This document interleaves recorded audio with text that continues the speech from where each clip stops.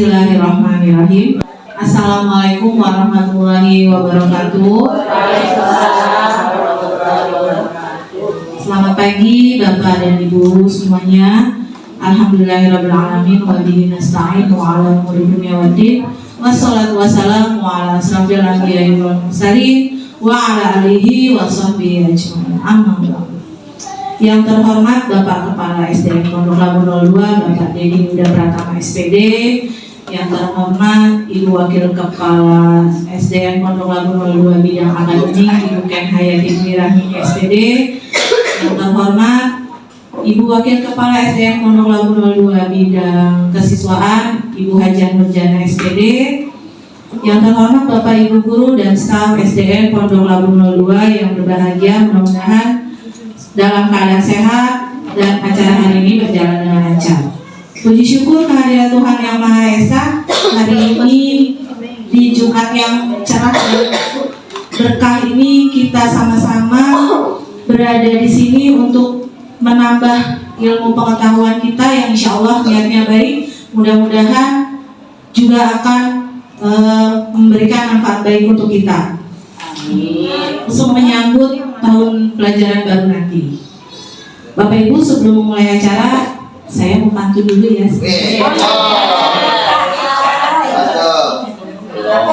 Timing semut sering dipukul dengan gaya atlet silat.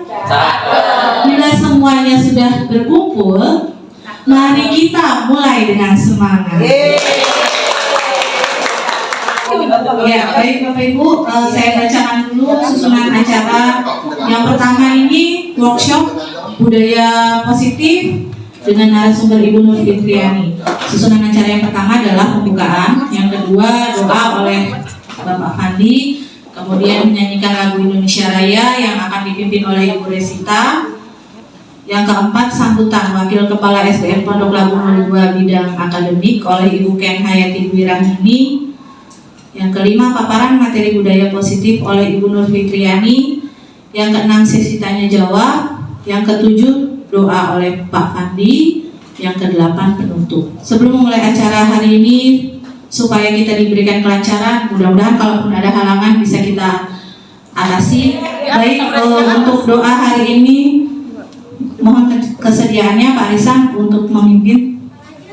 Ya, baik Bapak Ibu, sebelum kita mulai acara hari ini dari pagi sampai sore nanti, mari kita baca Fatihah dengan niat kita semoga acara Ibu Nur Fitri dengan lancar, biar bisa tertib acaranya dan Bapak Ibu semuanya dalam keadaan sehat walafiat. Alhamdulillah bernabiat Fatihah. Rabbana atina fid dunya hasanah wa qina adzabannar hasanah. Alhamdulillah rabbil alamin. Terima kasih. Assalamualaikum warahmatullahi wabarakatuh. Ya, terima kasih Pak Risan yang telah memimpin doa. Seperti yang tadi Pak Risan ucapkan, semoga kegiatan hari ini diberikan kelancaran sampai selesai nanti. Acara selanjutnya adalah mari sama-sama kita menyanyikan lagu Indonesia Raya yang akan dipimpin oleh Ibu Resita Nurima SPD. Kepada Ibu Resita dipersilakan dan Bapak Ibu dimohon untuk berdiri sejenak.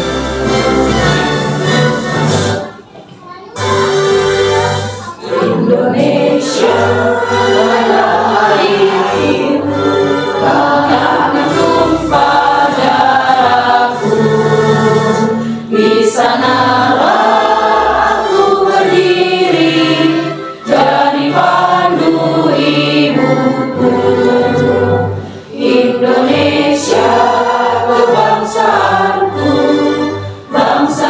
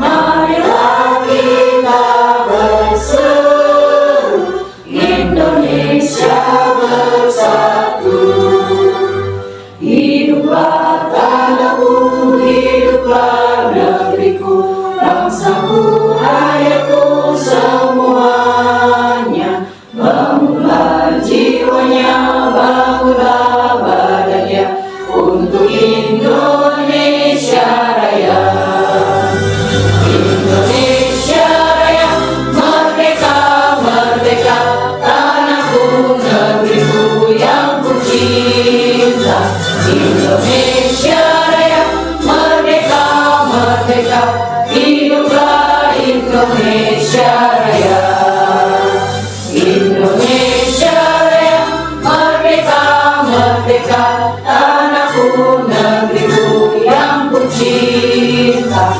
Indonesia Raya, merdeka, merdeka, hiduplah Indonesia Raya.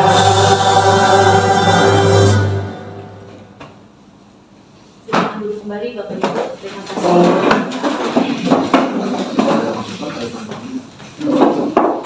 Acara selanjutnya adalah sambutan yang akan disampaikan.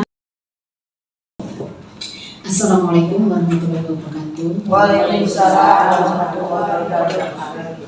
Yang saya hormati Bapak Dedin Yuda Pratama SPD selaku Kepala SDN Pondok Labu 2. Yang saya hormati Ibu Haja Nurjana SPD selaku Wakil Kepala Sekolah Bidang Kesiswaan, Bapak Ibu Guru dan Tendik yang saya hormati. Puji syukur alhamdulillah kita panjatkan kehadirat Allah Subhanahu wa taala yang mana pada pagi hari ini kita bisa berkumpul di tempat ini untuk melaksanakan kegiatan yang menjadi pemenuhan syarat pendidikan guru penggerak oleh Ibu Nur Fitri ya, Nur Fitri. Semoga acara pada hari ini nanti lancar dan nanti Bu Nur Fitri mendapatkan hasil yang terbaik dan juga rekan-rekan yang lain bisa mengikuti jejak Ibu Nur Fitri untuk menjadi guru penggerak di angkatan berikutnya, angkatan 12 dan seterusnya. Itu harapan saya, semoga teman-teman terus terpacu untuk berprestasi, terpacu untuk mengembangkan diri, untuk menjadi guru yang lebih profesional. Sebagaimana bahwa di sini sudah 99% adalah guru-guru yang tersertifikasi.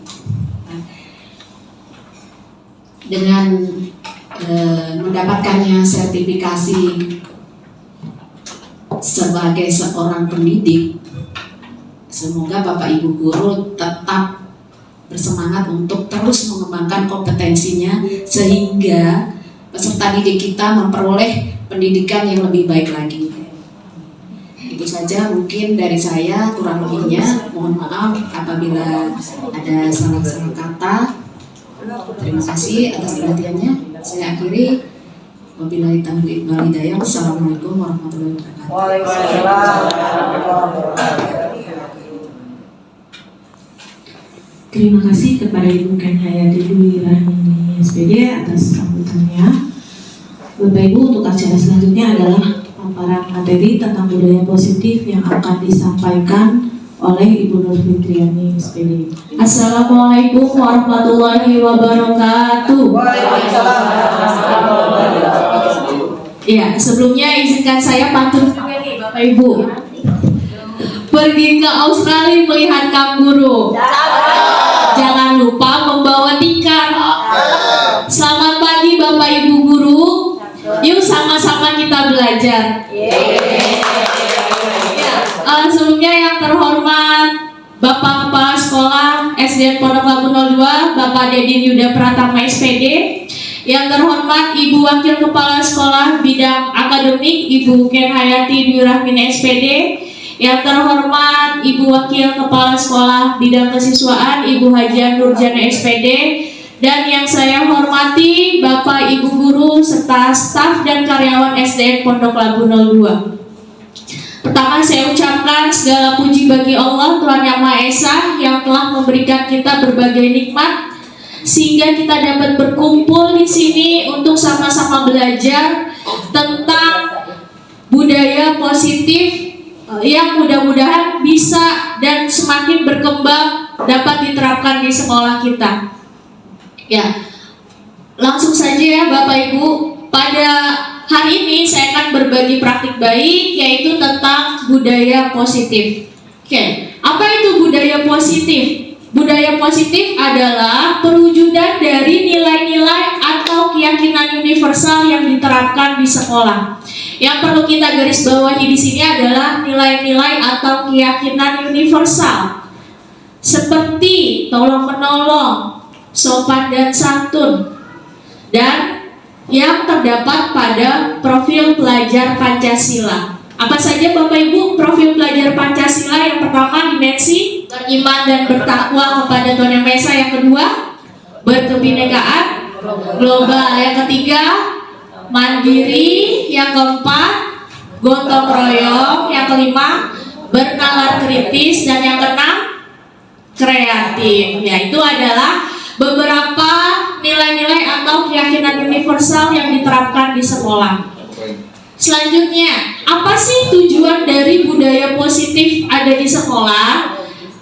Budaya positif diyakini mampu menciptakan kolaborasi antar warga sekolah, juga orang tua murid, dan jika terlaksana dengan baik, akan memunculkan serta mengembangkan nilai positif yang dimiliki murid, dan akan menciptakan pribadi-pribadi yang berkualitas dan berkarakter, baik sesuai dengan profil pelajar Pancasila. Ya, dan budaya positif ini juga bertujuan untuk menciptakan lingkungan dan aman dan nyaman. Aman dan nyaman ini sangat penting ada di sekolah, baik sebagai untuk murid ataupun kita sebagai guru. Apa yang terjadi kalau kita tidak nyaman di sekolah? Untuk guru-gurunya kayak males. Ya, pasti juga kerjanya tidak optimal. Begitupun dengan siswa. Kalau sekolah ini tidak nyaman, siswa pun juga tidak akan optimal belajarnya. Ya. Jadi budaya positif ini sangat penting dan kita akan mengembangkan budaya positif ini di sekolah. Pada budaya positif ini ada konsep dasar. Kalau di dalam pendidikan guru penggerak, dia ada di modul 1.4. Kami mempelajari ini yang pertama tentang perubahan paradigma belajar, yang kedua disiplin positif, yang ketiga kebutuhan dasar manusia, yang keempat motivasi perilaku manusia, yang kelima keyakinan kelas, yang keenam 5 posisi kontrol, dan yang ketujuh segitiga restitusi. Apa sih tujuan budaya positif? Tujuan utamanya yaitu mewujudkan profil pelajar Pancasila. Begitupun kami ikut pendidikan guru penggerak juga dalam rangka untuk mewujudkan profil pelajar Pancasila. Kemudian yang benar-benar harus kita ingat yaitu pembelajaran yang berpihak kepada murid. Yang kemudian yang kedua pemimpin pembelajaran. Ya, jadi saya dengan Pak Ajis mengikuti pendidikan guru penggerak ini tujuannya untuk supaya menghadirkan pembelajaran yang berpihak kepada murid. Ya, kenapa kita dibilang pemimpin pembelajaran? Supaya bisa menyebarkan hal positif baik ini kepada Bapak Ibu guru. Ya, jadi tujuan utama kita adalah menciptakan pembelajaran yang berpihak kepada murid. Oke, apa itu perubahan paradigma baru? Perubahan paradigma baru adalah dari stimulus respon menjadi teori kontrol. Pada stimulus respon, kebutuhan semua orang sama. Semua orang melihat hal yang sama. Guru mencoba mengubah murid agar berpandangan sama dengan guru. Perilaku buruk siswa dilihat sebagai sebuah kesalahan. Guru bisa mengontrol murid dan model berpikir menang kalah. Untuk teori kontrol kebutuhan semua orang tidak sama. Ya, jadi perubahannya seperti ini. Semua orang tidak sama. Semua orang memiliki gambaran berbeda. Guru berusaha memahami pandangan murid. Perilaku buruk murid memiliki tujuan. Ya, jadi ternyata perilaku buruk murid juga ada tujuannya. Jadi kita sebagai guru tidak boleh menjudge ketika anak berbuat nakal, wah anak ini jahat. Ternyata di dalam perubahan paradigma baru, ketika ada anak yang berbuat salah, ternyata mereka punya tujuan. Kemudian guru tidak bisa mengontrol murid dan model berpikir menang-menang, tidak ada menang kalah tapi menang-menang. Selanjutnya disiplin positif. Makna disiplin cenderung diartikan sesuatu yang dilakukan seseorang pada orang lain untuk mendapatkan kepatuhan. Kecenderungan tersebut haruslah diubah. Sebagai pendidik, kita harus menciptakan anak-anak yang memiliki disiplin diri yang berasal dari dalam diri anak sendiri. sehingga mereka dapat berperilaku dengan mengacu dengan nilai-nilai kebajikan, bukan dengan apa yang kita harga atau pencapaian suatu tujuan atau menghindar dari rasa tidak nyaman. Ya, jadi dalam konsep ini anak disiplin bukan karena takut dihukum. Anak disiplin bukan karena takut kena sanksi. Tapi di sini kita sama-sama belajar supaya anak disiplin dia sadar, oh aku harus disiplin. Kenapa ya aku disiplin? Supaya nanti aku dapat dipercaya orang. Ya, jadi tugas kita sekarang adalah menumbuhkan kesadaran atau menumbuhkan motivasi intrinsik kepada siswa. Jadi bukan karena siswa takut dengan hukuman ketika tidak disiplin. Ya, ini kebutuhan dasar manusia. Ini tidak hanya pada siswa, ternyata pas saya baca, oh ternyata kita juga butuh ini. Jadi semua manusia punya 5 kebutuhan dasar manusia. Yang pertama adalah seluruh perilaku yang dilakukan murid pada dasarnya memiliki tujuan tertentu. Murid memiliki kebutuhan dasar tertentu ketika melakukan suatu perbuatan. Yang pertama, kebutuhan bertahan hidup. Yang kedua, kebutuhan cinta dan kasih sayang. Murid ingin diterima dan dihargai. Yang ketiga, kebutuhan penguasaan, yaitu kebutuhan pengakuan atas kemampuan. Yang keempat, kebutuhan kebebasan, yaitu kebutuhan akan pilihan. Yang terakhir, kebutuhan kesenangan, yaitu kebutuhan untuk merasa senang. Jadi, apa sih tujuan kita belajar kebutuhan dasar manusia? Supaya kita bisa mengetahui ketika terjadi suatu masalah pada siswa, kita harus tahu apa sih penyebabnya, apa sih yang melatar belakangi siswa sering datang terlambat, apa sih yang melatar belakangi siswa sering bertengkar di sekolah. Oh, mungkin karena kebutuhan cinta dan kasih sayang, atau murid ingin diterima dan dihargai. Mungkin kebutuhan kasih sayangnya dia kurang. Makanya itu kita diadakan home visit. Kita perlu komunikasi dengan orang tua. Ya, jadi kita sebagai guru jangan semena-mena ketika dia terlambat main hukum, suruh berdiri di depan kelas, di depan teman-temannya tanpa kita mengetahui apa sih penyebabnya. Ternyata dia bangunnya katanya kesiangan, besok terlambat lagi, bangun kesiangan lagi. Ketika sudah beberapa kali, jangan kita sebagai guru hanya sampai di situ saja, tetapi harus cari akar permasalahannya. Mungkin dia membutuhkan, ada yang kurang dari 5 kebutuhan dasar ini. Ya, mungkin Bapak Ibu sebagai guru juga pernah, oh ternyata anak ini terlambat, oh ada masalah dalam orang tuanya. Ya, jadi dalam prinsip ini, apa yang dilakukan murid, ia memiliki tujuan. Dan kita sebagai guru sebaiknya memenuhi kebutuhan tersebut.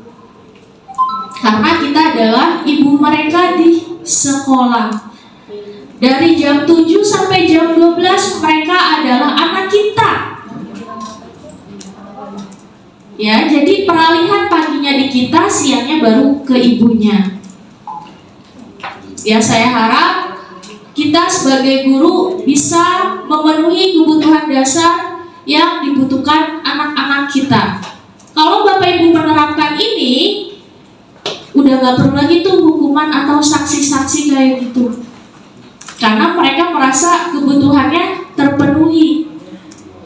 Secara perlahan mereka akan sadar, oh kesalahan aku di sini. Selanjutnya adalah motivasi perilaku manusia. Motivasi perilaku manusia ada 3. Yang pertama, untuk menghindari ketidaknyamanan atau hukuman. Murid bertanya, apa yang akan terjadi apabila saya tidak melakukannya? Hal tersebut merupakan motivasi eksternal. Di sini motivasinya karena dia takut dihukum.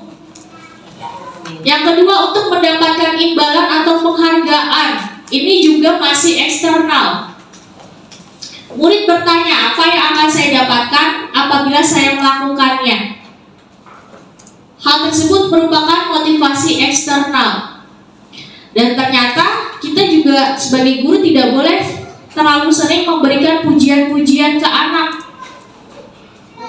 Khawatir nantinya anak akan berbuat baik karena pujian dari kita. Ketika gurunya udah bukan kita lagi, ketika dia naik ke SMP, ternyata gurunya tidak sering memberikan reward berupa verbal, berupa pujian, khawatirnya nanti mereka malah tidak berbuat baik. Kenapa? Karena dulu aku waktu SD sama guru aku kalau mau berbuat baik dipuji Bu.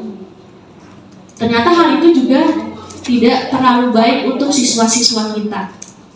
Dan saya pun biasanya seperti ini, sering memberikan pujian. Saya baru tahu, oh ternyata itu juga kurang baik. Ternyata kita perlu sisipkan juga kenapa kita harus berbuat baik, kenapa kita harus menolong. Contoh misalkan, wah bagus anak yang baik, kamu kalau baik nanti teman kamu banyak. Seperti itu, perlu ada penjelasan lebih. Kalau di kelas bawah mungkin dikasih bintang, jangan hanya dikasih bintang tapi dikasih penjelasan. Oh nah, kalau kamu disiplin nanti bisa dipercaya teman-teman kamu. Seperti itu. Jadi tidak cukup hanya diberikan pujian tapi dikasih penjelasan. Sampai akhirnya di nomor 3, untuk menjadi orang yang mereka inginkan dan menghargai diri sendiri dengan nilai yang mereka percaya. Murid akan bertanya, akan menjadi orang yang seperti apa jika saya melakukannya? Hal tersebut merupakan motivasi internal. Jadi sudah ada kesadaran dalam diri. Jadi ketika mereka sudah meningkat ke SMP atau SMA, kita sebagai guru tidak perlu khawatir. Karena fondasi karakter baik yang kita tanamkan di diri anak sudah bagus, sudah kuat. Ya. Tugas guru SD itu kenapa sangat berat? Karena pada masa SD penanaman fondasi. Ya, seperti halnya rumah, kalau fondasinya nggak kuat, ketika dia bangun lantai 2 gimana rumahnya? Roboh. Ya, tingkat SMP SMA itu gurunya hanya meneruskan pembangunan dari SD, PGP itu SD, SMP, SMA. Kalau fondasinya aja udah nggak kuat, itu bangunan bakalan roboh. SMP, SMA akan roboh ketika dia di SMP, SMA. Makanya SD itu banyak-banyak menanamkan karakter baik kepada diri anak. Jangan hanya kita mengajarkan ilmu, jangan hanya mengajarkan ilmu pengetahuan, tapi juga bentuklah karakter mereka supaya fondasinya kuat. Ya, motivasi dorongan yang timbul pada diri seorang secara sadar atau tidak sadar untuk melakukan suatu tindakan untuk tujuan tertentu. Di sini ada 2, motivasi eksternal dan internal. Motivasi eksternal, murid melakukan kedisiplinan dikarenakan takut menghindar dari hukuman atau pengharapan akan bentuk penghargaan. Kemudian ada motivasi internal. Murid melakukan kedisiplinan dikarenakan sadar akan nilai-nilai kebajikan dalam dirinya, menghargai nilai kebajikan diri sendiri. Ya, jadi mungkin ini juga bisa jadi refleksi buat diri kita. Selama ini kita sebagai guru karena motivasi eksternal atau internal. Ya, kita ketika belajar guru penggerak sebenarnya objeknya murid gitu. Tapi kita merasa saya selalu ingatin bahwa ini tidak hanya untuk siswa, tapi kita juga sebagai guru. Ada motivasi eksternal dan internal. Ya, sebelumnya kita sama-sama berdiri dulu yuk. Kita ice breaking dulu. Yuk, kita tarik dulu. Saya tadi kayaknya ada yang ngantuk-ngantuk ya. Parisan masih on, Parisan standby ya. Ya, biar gak ngantuk, biar semangat.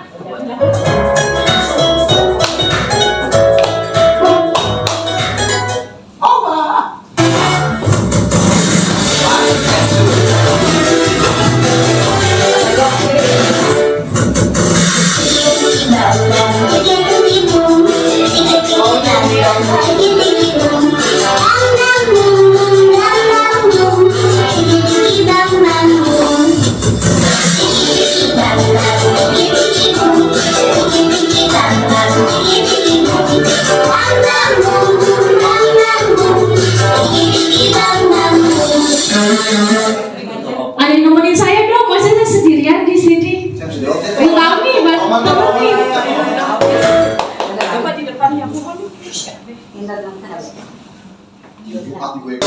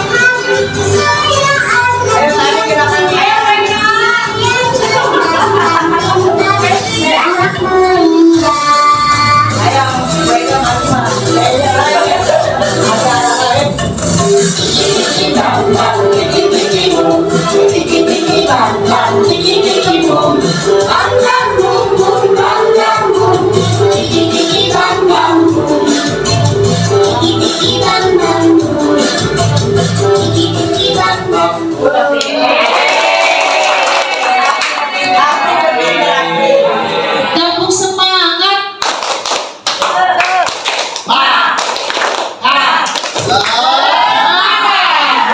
Iya, makasih semuanya. Oke, lanjut kita ke konsep disiplin dengan pendekatan restitusi. Apa itu? Sebuah cara menanamkan disiplin baru pada murid. Apa itu restitusi? Restitusi adalah menurut Gosen tahun 2004, restitusi adalah proses menciptakan kondisi bagi murid untuk memperbaiki kesalahan mereka sehingga mereka bisa kembali kepada kelompok mereka dengan karakter yang lebih kuat. Ya, ciri-cirinya yang pertama, menguatkan dan fokus pada solusi. Ya, jadi kita di sini pada restitusi fokusnya pada solusi. Ya, ketika ada anak terlambat, bagaimana solusinya supaya dia tidak terlambat lagi, tapi bukan berfokus kepada kesalahan si anak. Oke, yang kedua, fokus pada karakter bukan pada tindakan. Ya, jadi kita fokusnya bukan pada ketika dia terlambat, tapi fokusnya kepada kedisiplinannya. Selanjutnya, bukan menebus kesalahan, tapi belajar dari kesalahan. Ini contoh guru yang penghukum, ketika dia berbuat salah, menebus kesalahan. Tapi kalau restitusi, dia belajar dari kesalahan. Apa tujuannya? Supaya tidak mengulangi kesalahan itu lagi. Yang keempat, mencari kebutuhan dasar yang mendasari tindakan. Yang kelima, tawaran bukan paksaan. Yang keenam, memperbaiki hubungan. Dan yang terakhir, menuntun untuk melihat kedalaman diri. Ya, perbedaan. Ini ada kasus murid datang terlambat ke sekolah. Apa sih bedanya hukuman, konsekuensi, dan restitusi? Ketika hukuman, murid disuruh berdiri di depan kelas. Ini hukuman. Guru marah-marah ke murid. Murid disuruh menulis, saya tidak akan terlambat lagi sebanyak 100 kali. Ini adalah contoh hukuman. Ya. Kemudian konsekuensi. Guru memberikan konsekuensi berada di dalam kelas selama jam istirahat berlangsung. Ya, ini biasanya saya lakukan nih. Dulu ketika saya masih menerapkan konsekuensi. Ketika anak melakukan salah, udah kamu gak usah istirahat lah, di dalam kelas aja. Ternyata saya seperti ini. Kemudian guru tegas dan murid menghormati peraturan. Ya, tapi setelah belajar ternyata yang terbaik adalah restitusi. yaitu guru menanyai keyakinan kelas yang telah disepakati dan guru membantu menyelesaikan masalah. Jadi kita kembalikan lagi. Di awal kita sudah buat kesepakatan kelas. Jadi anak bertanggung jawab. Kesepakatan kelas dibikin gurunya atau bersama-sama? Bersama-sama. Jadi anak dikembalikan untuk komitmen. Nah, kita udah buat sama-sama nih. Kamu harus komitmen, tanggung jawab. Ya, kemudian murid terbuka dan menghormati dirinya dan orang lain. Ini restitusi. Nah, ini keyakinan kelas yang biasa kita buat di awal pembelajaran. Sesuatu yang diyakini bersama yang berasal dari penyatuan untuk menjadi nilai-nilai kebaikan untuk diturunkan di kelas. Ya, ini adalah keyakinan kelas saya. Diawali dan diakhiri dengan doa, menjaga kebersihan kelas, menjaga kesopanan, saling bantu teman, kecuali saat ujian, menghormati dan menghargai pendapat orang lain, tidak mengejek atau membuli teman, melaksanakan tugas dengan tepat waktu. Ini adalah kesepakatan di kelas saya. Ya, keyakinan kelas lebih abstrak dari peraturan, sedikit saja agar mudah diingat, berupaya pernyataan universal sesuai dengan kondisi kelas agar mudah diterapkan, dibuat dalam bentuk positif, ya. Jadi usahakan Bapak Ibu kalau membuat keyakinan kelas kalimatnya positif. Misalkan jangan datang terlambat. Berarti itu kan sebuah larangan. Tapi sebaiknya datanglah tepat waktu. Ya, jadi buatlah kesepakatan-kesepakatan dalam bentuk positif. Kemudian semua warga kelas ikut serta. Jadi tidak hanya guru yang buat peraturan, tapi siswa bersama-sama menyepakati peraturan. Oke. Posisi kontrol guru nih, kita refleksi diri selama ini kita sebagai yang mana? Penghukumkah? Pembuat rasa bersalahkah? Sebagai temankah? Sebagai pemantau? Atau kita sebagai manajer? Ya, jadi yuk kita sama-sama refleksi diri selama ini kita sebagai guru sebagai apa nih posisinya. Contohnya ada kasus murid tidak memakai atribut lengkap saat upacara bendera. Kalau dia menghukum, patuhi peraturan sekolah, berdiri di barisan lain. Ya, ini saya juga seperti ini. Gitu. Ya, ketika kita belajar di guru penggerak gitu, ya kita semua melakukan 5 posisi kontrol ini gitu. Makanya kita belajar. Kita pelan-pelan buat suatu perubahan. Ya. Kemudian pembuat rasa bersalah. Berapa kali ibu bilang sama kamu, ibu kecewa sama kamu. Jadi si anak merasa bersalah. Saya juga sering nih buat anak merasa bersalah. Nah, kamu gak kasihan apa sama Bu Fitri gitu. Sering saya mengucapkan kata-kata itu. Pemantau, kamu sudah melanggar peraturan sekolah, kamu tahu konsekuensinya. Nanti saya cek kerjaan apakah seharusnya kamu lakukan. Ini pemantau. Pemantau selalu berbicara kesalahan konsekuensi, kesalahan konsekuensi. Ya kayak tadi, kalau kamu gak selesai ngerjain tugas gak boleh istirahat. Kamu datang terlambat, nanti gak usah istirahat. Itu berarti dia sebagai penghukum. Selanjutnya teman. Ya, kamu lagi jangan gitu dong. Ayo gabung dengan yang lain. Untung ada ibu.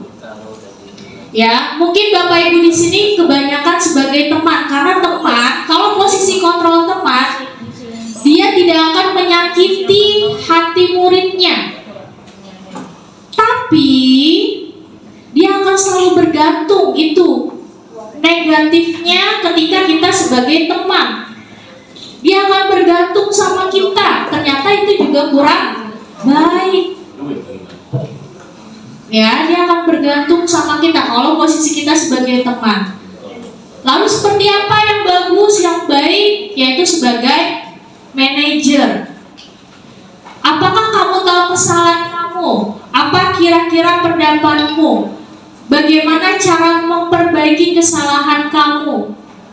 Ini sebagai manajer, dia lebih kepada hal yang solutif, kepada solusi. Oke, selanjutnya kita akan ada quiz, ya. Kan gitu, hukum restitusi tidak boleh ada reward, nanti kebiasaan gitu. Kesal aja Bu Fitri. Ya, quiz. Oke, yuk sama-sama yuk kita jawab yuk.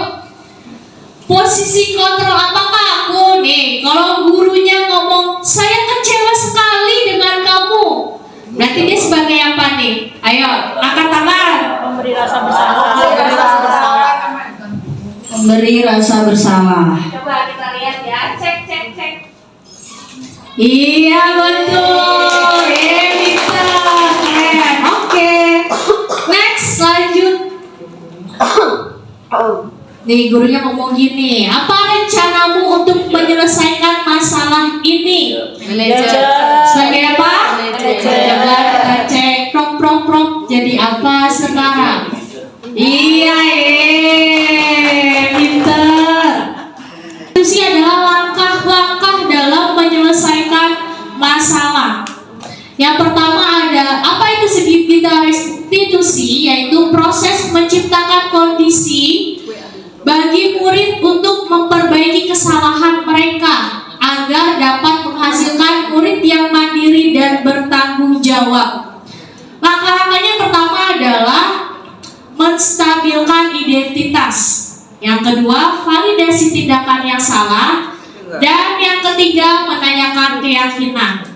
Apa itu stabilitas identitas? Stabilkan identitas, menggeser identitas gagal ke identitas sukses. Ya, sepertinya kita orang dewasa pun perlu diterapkan hal ini. Yang pertama, berbuat salah itu tidak apa-apa. Tidak ada manusia yang sempurna. Ini contoh-contoh dialognya ketika menstabilkan identitas. Saya juga pernah melakukan kesalahan seperti itu. Kita bisa menyelesaikan ini. Bapak Ibu tidak tertarik mencari siapa yang salah, tapi Bapak Ibu ingin mencari solusi dari permasalahan ini. Jadi ketika ada anak yang berbuat salah, kita sebagai guru jangan langsung, kenapa kamu datang terlambat?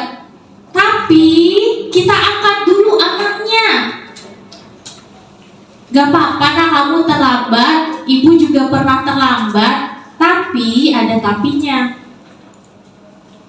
Ya, kita pun mungkin orang dewasa juga senang kalau kayak gitu.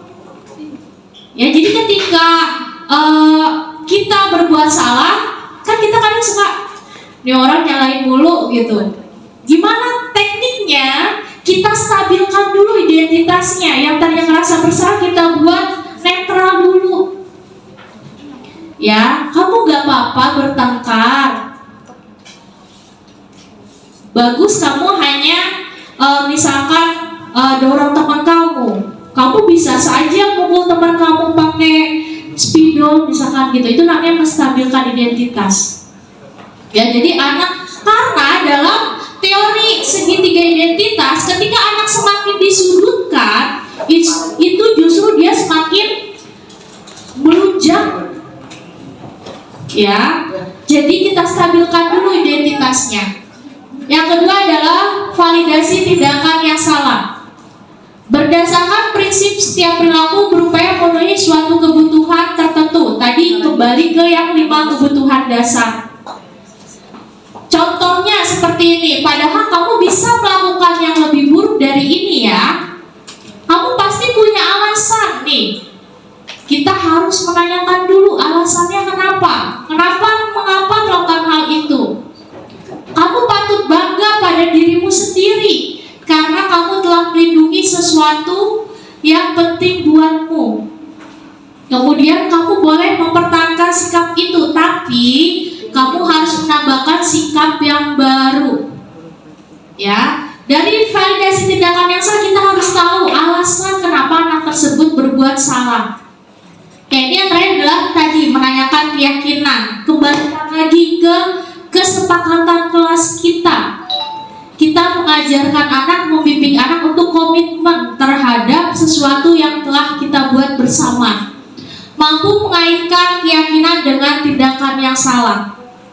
Padahal kamu bisa melakukan yang lebih buruk dari ini ya. Kamu pasti punya alasan mengapa melakukan ini. Kamu patut bangga. Oke. Ini adalah video contoh cara menerapkan segitiga restitusi kepada siswa-siswa kita ketika berbuat salah. Ya. Bu Fitri, emang ini efektif? Ketika saya mengikuti CGP dan belajar ini ternyata efektif.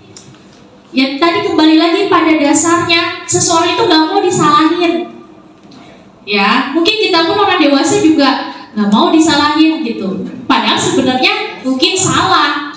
Tadi balik lagi ke menstabilkan identitasnya dulu nih. Jangan anak udah salah makin ngerasa tersudutkan. Ya, bagaimana penerapannya? Seperti ini contohnya.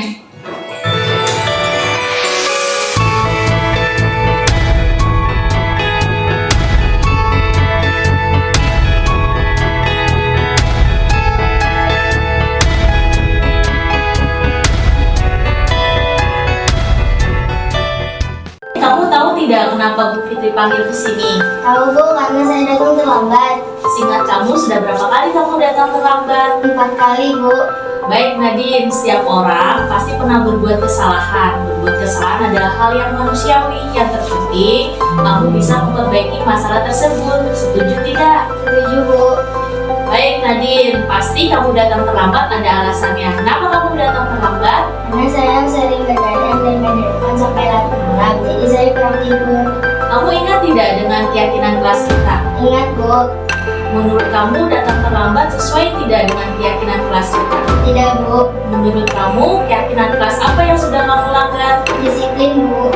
Menurut kamu disiplin itu penting atau tidak? Penting Bu, karena kalau saya disiplin, saya bisa datang ke sekolah dan menghargai waktu. Iya, betul sekali Nadine ya. Menghargai waktu adalah sesuatu yang sangat penting dan sangat bermanfaat. Seperti kita jadi lebih menghargai orang lain, pekerjaan jadi tidak menumpuk, dan menumbuhkan sikap rasa peduli. Ya Bu, saya menyesal sudah datang terlambat. Saya mohon maaf Bu. Ya Nadine, dengan cara kamu meminta maaf itu adalah cara yang terbaik. Tapi untuk selanjutnya, kira-kira apa yang akan kamu lakukan agar tidak datang terlambat lagi? Saya akan tidur lebih awal dan membatasi main handphonenya agar saya tidak terlambat datang ke sekolah. Baik Nadine, sekarang kamu sudah menemukan solusinya. Bu guru pun juga akan menghubungi orang tua pernah kamu datang terlambat. agar tetap terlambat lagi ke sekolah. Jadi anak tidak terlalu merasa terpojokan. Kelas ya. Kemudian yang kedua yaitu tadi validasi tindakan yang salah. Kita ucapkan dengan apa alasan kamu datang terlambat. Kemudian yang terakhir menanyakan keyakinan. Kita kembalikan lagi ke keyakinan kelas kita yang sudah kita sepakati di awal pembelajaran. Ya, untuk kasus yang kedua ceritanya adalah siswa ini bertengkar di dalam kelas. Bagus, Bu Guru dengar dari ketua kelas bahwa kamu tadi bertengkar ya dengan Hafiz. Ya Bu, tapi saya kesal sih. Apa yang sudah kamu lakukan kepada Hafiz? Saya marah-marah, saya maki-maki Hafiz dan membuka-bukain. Ya, di sini Bu Guru bukan ingin mencari siapa yang salah, tapi Bu Guru di sini ingin memperbaiki masalah ini. Kamu mau tidak memperbaiki masalah ini? Mau Bu. Kamu berbuat seperti ini pasti ada alasannya kan? Ya Bu, saya tidak saja saya sudah supaya membuka. Tapi dia yang mencontek, tidak mau berusaha sendiri. Jadi saya kesal Bu. Coba kamu pikirkan, tindakanmu yang marah sampai menggebrak meja, apakah sesuai dengan keyakinan kelas kita? Tidak Bu. Menurut kamu, keyakinan kelas apa yang sudah kamu langgar? Saling menghormati dan menghargai antar teman Bu. Menurut kamu, saling menghormati dan menghargai antar teman itu penting tidak? Penting itu Bu. Jika itu penting, apa yang akan kamu lakukan untuk memperbaiki masalah ini? Saya harus lebih bersabar menahan amarah saya ketika ada teman yang mencontek. Dan kalau ada teman yang mencontek, saya akan menghargai. Ya, tepat sekali, bagus. Sekarang kamu sudah menemukan solusinya. Baik, sekarang silakan kembali ke kelas ya. Baik Bu, terima kasih Bu. Sama-sama bagus. Assalamualaikum wabarakatuh. Perkenalkan, nama saya Bagus, kelas 4. Saya sangat senang sekali diajak berdiskusi dengan Bu Guru untuk bisa mengendalikan diri dari amarah. Karena perilaku teman sekelas saya yang suka mencontek pekerjaan saya. Saya harus lebih bersabar dan dapat menghargai serta menghormati teman-teman saya. Terima kasih Bu Guru atas bimbingannya.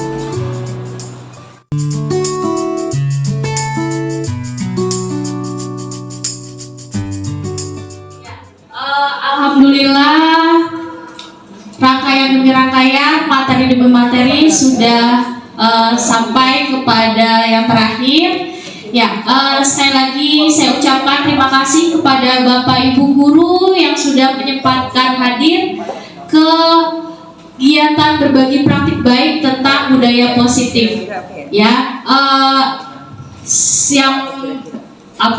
yang perlu saya sampaikan sepertinya ketika kita menjadi guru, milikilah rasa sayang kepada murid-murid kita, karena kita nggak pernah tahu kebaikan apa yang bisa bawa kita untuk masuk ke surga.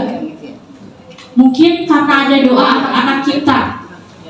Ya, itu sih pesan dari fase saya. Jadi mengajar jangan hanya mengajar, tapi coba tumbuhkan rasa sayang kepada peserta didik kita. Ya, saya rasa cukup yang saya sampaikan. Sekali lagi terima kasih banyak. Wassalamualaikum warahmatullahi wabarakatuh.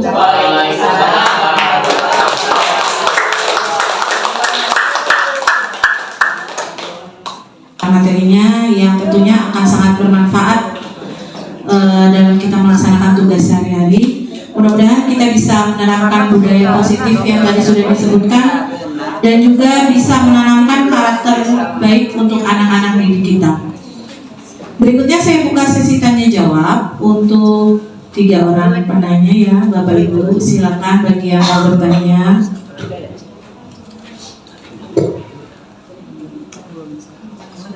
Bu Fia, satu lagi, Bu Nunu.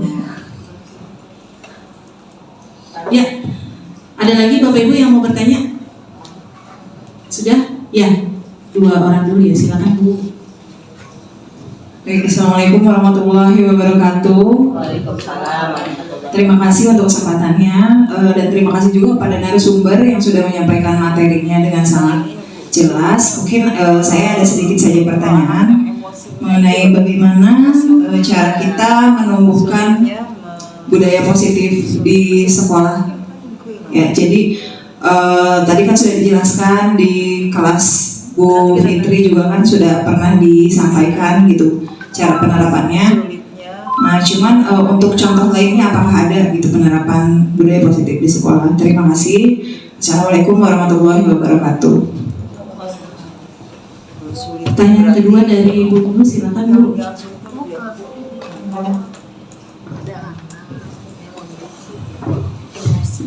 Assalamualaikum warahmatullahi wabarakatuh.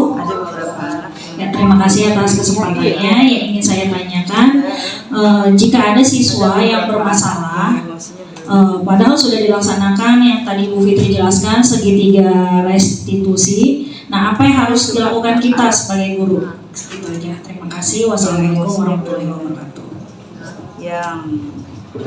Jangan singkat. Ya, silakan Bu Fitri untuk menjawab pertanyaan dari Bu Fian dan Bu Nunu. Yang pertama adalah bagaimana cara menumbuhkan budaya positif di sekolah. Kemudian yang kedua, jika ada siswa yang bermasalah, padahal kita sudah melaksanakan segitiga restitusi, bagaimana selanjutnya? Silakan Bu. Ya, bismillahirrahmanirrahim. Saya akan mencoba menjawab pertanyaan dari Ibu Fia, yaitu bagaimana cara menumbuhkan budaya positif di sekolah.